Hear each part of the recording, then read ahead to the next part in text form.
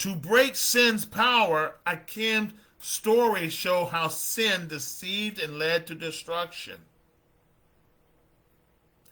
Jesus came to free the people from sin, script, and provide a path for righteousness. To restore, next one, to restore relationship with God. To restore relationship with God. That's why Jesus came. Sin creates distance between humanity and God. Through Christ's sacrifice, believers can be reconciled to God, Elohim, Jehovah. And what are the lessons for Christians today? Confession leads to restoration. Akim's sin was exposed, but believers today can confess and receive forgiveness through Christ.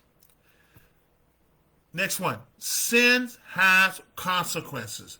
Sin has consequences. While Christ offered grace, sin still affects individuals and communities. Christians, we are called to live in obedience. Last before our next topic, God's mercy is greater. God's mercy is greater.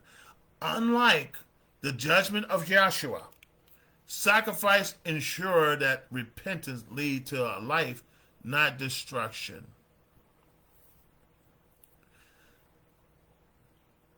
So, brothers and sisters, how can Christians resist sins in their life?